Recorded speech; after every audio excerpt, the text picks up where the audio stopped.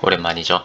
수업 바로 시작해 보도록 하겠습니다. 오늘은 26차시 수업이고요. 교과서 내용으로는 144쪽에서 145쪽까지의 내용입니다. 뭐라고 적혀 있죠? 네, 거기에 수열의 귀납적 정의라고 적혀 있습니다. 일단 요 내용을 설명하기 전에 여기 있는 귀납적이라고 하는 말에 대해서 한번 의미를 다져보는 시간을 가져보도록 하겠습니다.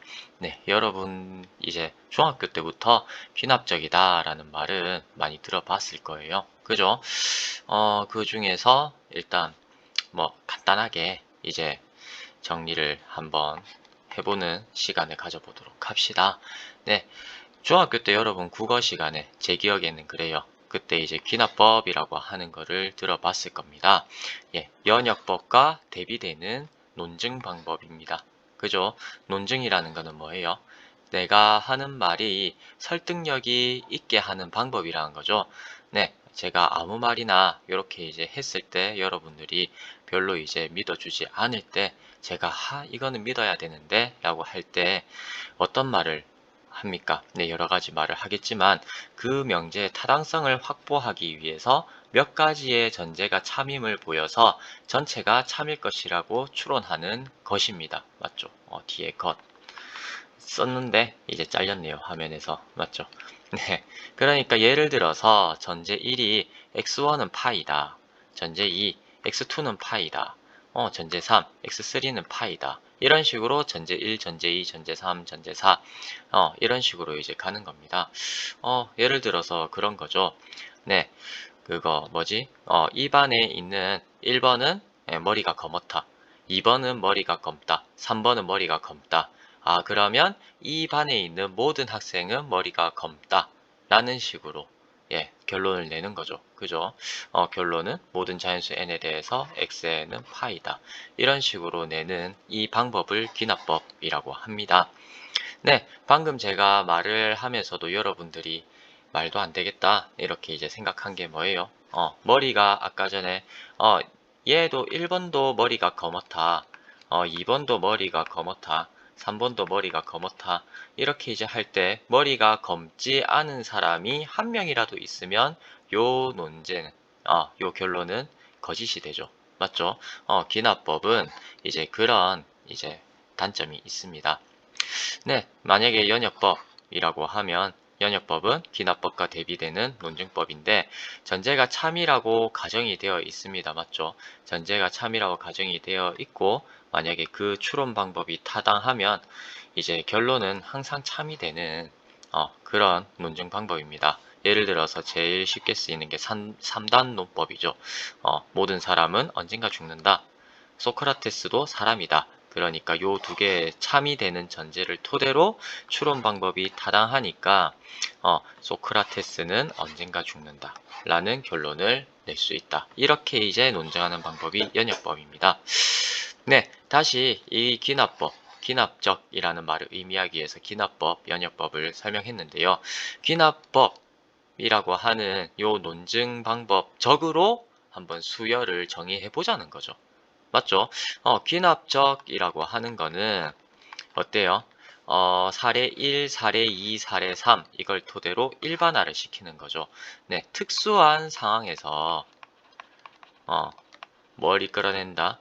특수한 상황에서 일반적인 결론을 이끌어낸다. 이게 이제 귀납적인 연역 방법이다. 라고 하는 겁니다. 네, 수열에서는 그걸 어떤 식으로 이제 하느냐? 수열에서 일반항이 주어져 있으면 그 일반항이 뭐 어떤 식이다 라고 하는 걸 토대로 해가지고 A1, A2, A3 이런 식으로 항을 구할 수가 있습니다. 맞죠? 그런데 이런 일반항이 주어져 있지 않더라도 처음 몇 개의 항과 이웃하는 열항 사이 관계식이 주어지면 그 수열의 모든 항을 구할 수 있다는 겁니다. 일반적으로요. 수열 A에는 첫째 항과 두 항 사이의 관계식 요것만 위해서 하나로 결정이 됩니다. 뭐가요? 수열이요. 어떤 수열은 요 두 가지 첫째 항이랑 두 항 사이의 관계식 요게 있으면 하나로 결정이 되니까 이 두 가지를 토대로 이제 수열을 정의할 수가 있습니다. 네. 이것뿐만 아니라 첫째 항, 둘째 항, 셋째 항 요거 토대로 관계식이 이런 식으로 돼도 되거든요. n 플러스 1은 an 요런 식으로 세 개 항 인접하는 세 개 항사의 관계식으로도 이제 정의가 가능하긴 합니다. 그런데 교과서에서는 이제 요렇게 이제 두 가지만 하는 거죠. 첫째 항과 두 항 사이의 관계식. 어쨌든 정확한 정의로는 이와 같이 수열을 처음 몇 개의 항과 이웃하는 여러 항 사이의 관계식으로 정의를 할 수가 있다. 하나로 결정되니까 이렇게 정의를 할 수가 있는데 이렇게 수열을 정의하는 방법을 귀납적 정의다 라고 합니다. 네, 의미는 이해하셨죠? 그러면 이게 이제 문제 상황에서 어떻게 나타나는지 한번 살펴볼게요. 이 문제는 2022학년도 대학 수학능력시험 수학 영역의 5번 문제입니다. 문제가 이렇게 되어 있어요. 첫째 항이 1인 수열이 있습니다. 첫째 항이 1, A1은 1, 인 수열이 있는데 이게 모든 자연수 n에 대해서 이 관계식을 만족한다고 되어 있습니다. an 플러스 1과 an 사이의 관계식인데 이게 이전 항이 7보다 작냐 7보다 크냐에 따라서 식이 두 가지로 갈라진다. 이럴 때 구하는 게 시그마 k는 1부터 8까지 ak 값을 구해라. 그러니까 1항부터 8항까지 구해봐라 라고 하는 문제입니다. 네, 이 문제를 한번 구해보면 귀납적 정의는 의해서 이거를 갖다가 어떻게 한다. 굳이 일반항으로 구하지 않아도 모든 항을 구할 수 있습니다. 어떻게 해요? 네, 귀납적으로. 귀납적이라는 말은 하나하나 대입해가지고 하나하나 대입해서 일반적인 결론 이끌어낸다라고 했잖아요. 맞죠? 이게 키포인트다 라고 생각해 주시면 됩니다. 풀이는 오른쪽에 써놨어요. 네, 살펴보면요. 네, 일단 이제 귀납적이니까 n에다가 1 넣는 것부터 이제 시작을 해줍시다. 네, 첫째 항이 1이라고 했어요. 근데 그거는 이제 우리가 이제 요거 식을 갖다 살펴보니까 앞에 항이 7보다 작냐 7보다 크냐에 따라서 식을 위에 걸 쓰냐 밑에 걸 쓰냐 갈라졌었다. 맞죠? 그래서 7보다 크냐 작냐 일단 비교합니다. 이거는 7보다 작으니까 A2는 위에 식을 집어넣어서 2라는 결론이 나옵니다. 그럴 때 A2는 2니까 7보다 작으니까 A3 다음 항은 위에 식에 집어넣어서 4라는 결론이 나와요. 그리고 여기 A3은 4니까 7보다 작으니까 위에 있는 식을 또 해야 되겠다. 맞죠? 그래서 위에 있는 식을 넣으니까 8이 나왔습니다. 맞죠? 그럴 때 A4는 8이니까 7보다 크다. 맞죠? 크니까 밑에 있는 식, 아래에 있는 식 an-7 여기다가 대입해줘서 다음 항을 얻습니다. 그러니까 1이 돼요. 여기 있는 1과 여기 있는 1 이제 된다. 맞죠? 그러니까 어떻게 돼요? 여기서 이제 규칙성이 보이겠다. 맞죠? 이 이후로는 어떻게 된다? 1, 여기 이후로는 이제 1, 2, 4, 8 이게 이제 반복이 될 것이라 예상이 되죠. 실제로 이거를 갖다가 넣어보면 1, 2, 4, 8이 됩니다. 그래서 8항까지 구해서 이거를 다 더해보면요. A1, A2, A3, A4, A5, A6, A7, A8까지 이렇게 이제 항이 나와서 요것들을 다 더해보면 답이 30이다 라고 해가지고 여기에 있는 정답이요 얼마입니까? 네, 1번 여기 30이구나 라고 하는 식으로 결론을 이끌어낼 수가 있어요. 네, 별거 없죠. 귀납적이다 라고 하는 말은 특수한 상황에서 일반화를 시키는 게 귀납적인 연역 방법이니까 하나하나 대입해가지고 수열에 이제 수열을 구하면 된다. 이렇게 이제 이해를 하시면 됩니다. 네, 그러면 이제 다음 이제 수업으로 넘어가 보겠습니다.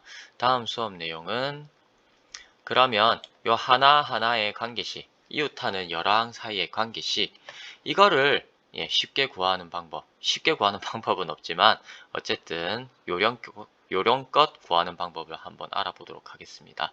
네, 앞에 설명에서 약간 빠졌었는데 이웃하는 열화항 사이의 관계식 이거를 세우는 방법을 한번 보는데 이웃하는 열화항 사이의 관계식은 수학에서 점화식이라고 해요. 네, 그 점화식을 세우는 방법을 한번 알아보도록 할게요. 근데 이때의 점화식은요, 보통 경우의 수랑 묶는 경우가 많아요. 요 경우의 수로 토대로 이거는 나중에 수학에서는 이산수학이랑 연결되는 내용인데요. 어, 이 경우의 수를 구하는데 엄청 강력한 도구가 점화식입니다. 점화식. 그래서 이 점화식을 잘 세우면 나중에 경우의 수를 구하는 문제에서 엄청난 효과를 발휘를 할 겁니다. 네, 이게 특별한 공식은 딱히 없어요.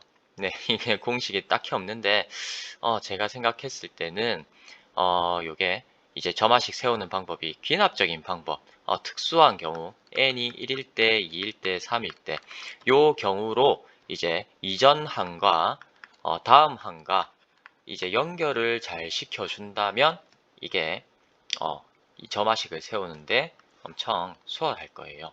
한꺼번에 생각하려고 하면 잘 안됩니다. 예제 3개를 통해서 한번 보여드릴게요. 예제 1. 예, 이거는 이제 신사고, 교과서, 수학 1에서 이제 가져온 내용입니다. 한번 볼게요. 어느 연극 동아리 모임에 참석한 N명의 회원이 모두 서로 한 번씩 악수를 하였다. 입니다. 이 상황에서 n명의 회원의 이제 악수한 총 횟수를 an이라고 정해놨어요. 맞죠? 그럴 때 a1을 구하고 an과 an 플러스 1 사이의 관계식을 한번 나타내 볼 겁니다. 네, 일단 a1은 한 명이 이제 악수를 하는 건데 한 명이 다른 사람과 악수는 할 수 없죠. 그래서 a1은 0 이렇게 이제 쓸 수가 있을 거예요. 자, A2 두 명이서 이제 악수를 합니다. 맞죠? 근데 이거를 이전 항과 엮어서 생각을 해줘야 되니까 이런 상황을 생각을 해줄 거예요. 예, 기존에 한 사람이 있었습니다. 이 한 사람은 악수를 했어요. 약수를 해놓고 끝낸 상황입니다. 그럴 때 새로 왔어요. 어떤 사람이 이렇게 이제 새로 왔다. 그럴 때 기존에 있던 사람과 악수를 할 겁니다. 그러면 악수가 한 개가 늘었다. 맞죠? 그래서 이전에 악수를 끝내놨는데 여기에 한 사람이 추가되면서 악수가 하나 추가되었다 라는 걸 식으로 A1 플러스 1은 A2다. 이렇게 이제 적을 수가 있겠다. 맞죠? A3는 똑같은 상황으로 이제 보는 거예요. 똑같은 상황으로 이렇게 이제 두 명이 있습니다. 두 명이 이미 악수를 끝내놨어요. 악수를 끝내놨는데 새로운 사람이 추가가 되었어요. 그러면 이 새로운 사람이 기존에 있던 사람과 악수를 한 번씩 하면 이제 세 명이 악수하는 상황이 모두 끝나죠. 네, 그렇게 되니까 악수가 몇 개가 추가되었습니까? 두 개가 추가되었죠. 그렇듯 A3는 이전항 A2에서 이제 악수를 두 번 하면은 A3가 된다는 겁니다. 그러면 똑같은 방법으로 A4는 어떻게 되겠습니까? 네, A4는 기존에 3명이서 악수를 해놓은 상황에서 새로운 사람이 앞에 있던 3명과 악수를 더 하면 이제 4명이서 악수를 다 끝낸 상태다. 맞죠? 그래서 이제 요런 관계식이 나와서 이거를 갖다가 일반화 시켜주면은 n 플러스 한 번째 악수한 횟수는 n명이서 악수를 한 상황에서 새로운 사람이 악수를 n번 더 하면 된다. 라는 식으로 일반화가 가능하다는 겁니다. 이렇듯 기납적으로 첫 번째, 두 번째, 세 번째 상황을 이렇게 이제 쭉 이제 다음 항과 생각한 다음에 어떻게 하면 된다? 이거를 이제 일반화를 시켜주면 점화식을 구할 수 있다. 그래서 요거 같은 경우에는 A1은 0, AN 플러스 1은 AN 플러스 N, N이 1보다 크거나 같을 때 이렇게 이제 점화식을 세워줄 수가 있습니다. 자, 다음 예제 문제를 보도록 하겠습니다. 다음 그림과 같이 성냥개비를 사용하여 도형을 만들려고 한다. 어떤 도형인지는 이렇게 이제 나타나죠. 그럴 때 n단계의 도형을 만드는데 필요한 성냥개비의 개수를 an이라고 합니다. 그럴 때 an과 an 플러스 1 사이의 관계식을 한번 구해보도록 합시다. 이것도 이제 한꺼번에 생각하지 말고요. 한 개 한 개씩 집어넣으면서 생각을 해봅시다. 그래서 A1을 구해봅니다. 1단계에서 성량개비는 4개 있습니다. 그러면 2단계에서 성량개비 개수를 1단계와 연결시켜서 생각해야 되죠. 1단계 성량개비는 이렇게 있었어요. 그죠? 그래서 새로운 성량개비를 보태려고 보니까 요렇게 보태면 되겠다. 맞죠? 색깔이 잘 안 보여서 초록색으로 해볼게요. 이렇게 요렇게 좀 두껍게 해야겠네. 미안합니다. 자, 그래서 요렇게 추가를 하면 되죠. 네. 그래서 이게 이제 추가되는 거를 그냥 6 해도 되겠지만 이렇게 이제 식으로 풀어서 쓰면은 일반화를 시키기가 더 쉬워서 이렇게 쓰겠어요. 네, 쓸게요. 네, 2단계까지 이제 했어요. 2단계까지 이렇게 이제 쌓았다라고 칩시다. 3단계 가기 전에 이렇게 쌓은 상태에서 추가되는 성량을 갖다가 살펴보니까 이때 어떻습니까? 한 번, 두 번, 세 번 이렇게 니은했다가 마지막에 기역으로 덮어주면 되겠죠. 네, 이런 식으로 되니까 여기는 3 곱하기 2 더하기 2 이렇게 이제 된다. 니은이 요 니은의 개수로 그냥 센 거예요. 여기서 보면 2단계 살펴보면 2단계에서 추가되는 성량이 니은 할 때 이제 성량개비가 2개잖아요. 맞죠? 그게 이제 1개, 2개 이제 정사각형이 있으니까 2개의 정사각형 에서 이제 기역으로 덮어주면 된다. 기역으로 덮어주면 된다. 그래서 기역이 여기이다 생각해 주는 거죠. 3단계에서는 어떻게 되는 겁니까? 여기에 정사각형이 하나, 둘, 세 개 있으니까 니은이 하나, 둘, 셋. 그래서 3개의 니은이 있고 기역이 하나 있다. 이렇게 되겠죠. 그래서 이 형태를 일반화를 시켜주면 다음 항은 an 플러스 1 항은 이전에 있던 항에서 어떻게 생겼습니까? 이제 정사각형이 n 플러스 1개 있고 거기에 니은을 붙이고 맞죠? 기역이 덮인다 해서 여기 식이 이렇게 이제 되겠죠. 그래서 이 부분을 정리를 해주면 an 더하기 2 곱하기 n 플러스 2 이렇게 이제 정리가 될 겁니다. 마지막 되니까 발음이 꼬이려고 해서 급하게 한번 끝내야겠습니다. 예제 3을 보겠습니다. 네, 평면 위에 n개의 원이 있습니다. 그런데 이 원을 어떻게 놓는다? 임의의 두 원은 서로 다른 두 점에서 만나게 놓습니다. 그리고 어떤 세 개의 원도 한 점에서 만나지 않습니다. 그렇게 이제 원을 놓는다라고 할 때, 평면에 놓는다고 할 때 n개의 원으로 나누어진 영역의 개수, 그러니까 평면이 이제 원 하나로 이제 몇 개의 영역으로 나누어질 거잖아요. 맞죠? 그럴 때 그 영역의 개수를 an이라고 한다 했습니다. 그럴 때 an과 an 플러스 1 사이의 관계식을 한번 구해보도록 합시다. 네, 그래서 보면 원 하나를 가지고 영역이 몇 개 나누어지냐? 2개입니다. 그림에서 보듯이 원 하나가 이렇게 이제 있으면 아이고야. 네, 실수했네요. 하나를 지워버렸네. 이제 끝낼 때가 오고 있다는 말이겠죠. 자, 원 하나 이렇게 이제 있으면 영역이 안에 있는가 하나, 밖에 있는가 하나 이렇게 이제 2개로 나누어져 있습니다. 맞죠? 그러면 원 2개를 갖다가 어떻게 하냐? 원 2개로 몇 개 영역으로 나누어지냐? 앞에 있는 항과 연결시켜서 생각하라 했었죠. 앞에 기존에 있던 원이 이렇게 이제 있었습니다. 검은색으로 이렇게 이제 있었는데 이거를 새로 원을 추가를 시키려고 이렇게 이제 원을 그려요. 이렇게 이제 원을 그리니까 어떻습니까? 여기에 이제 만나니까 요 부분에서 만나니까 밖에 있던 영역이 2가지로 나눠진다. 맞죠? 밖에 원래 하나였잖아요. 이렇게 이제 보듯이 하나였었는데 이렇게 하나를 그림으로써 여기 만나면서 하나였던 게 2개로 갈라졌다. 즉 영역이 하나가 더 추가가 되었다. 맞죠?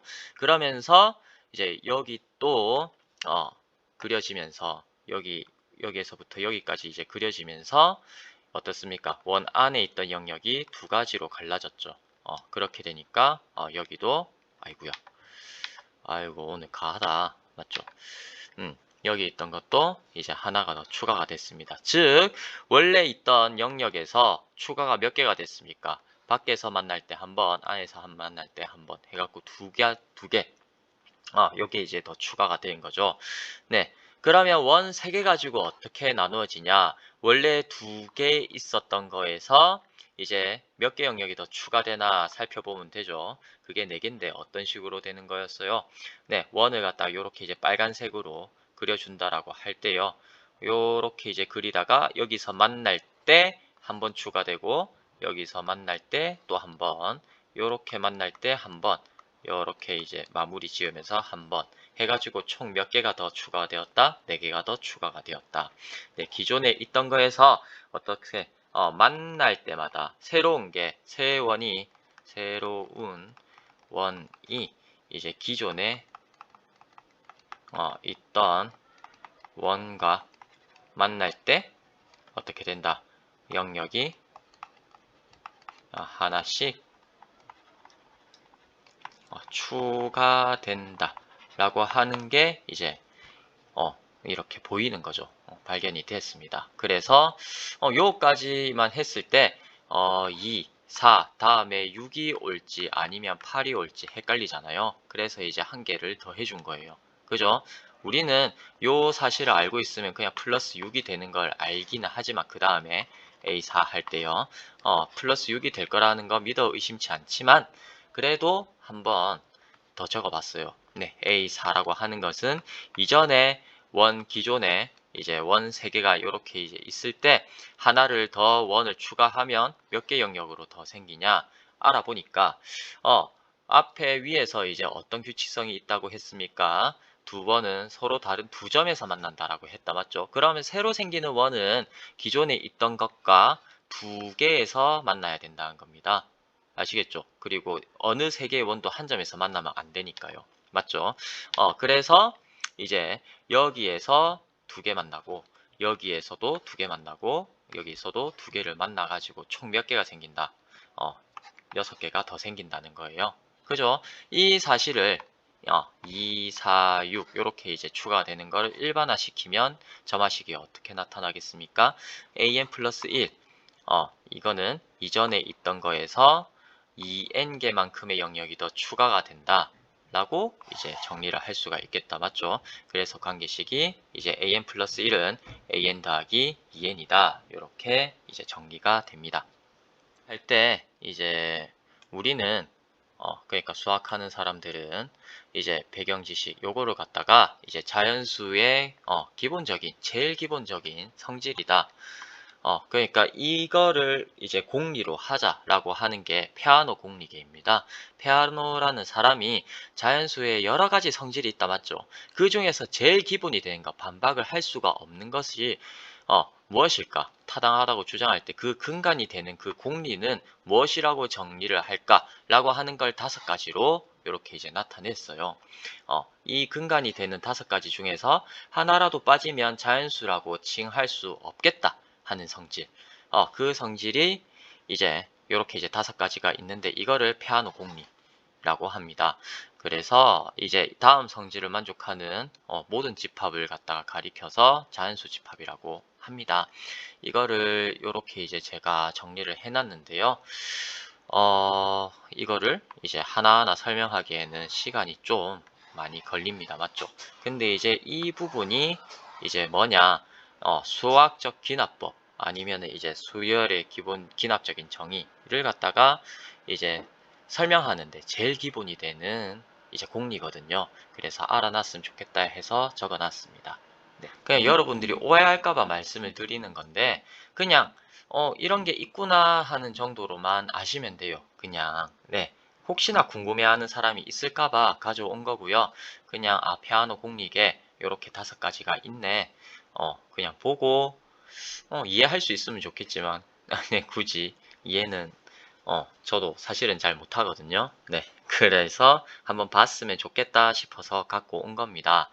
네, 긴 시간 동안 영상을 봐주셔서 네, 감사합니다. 수고하셨습니다.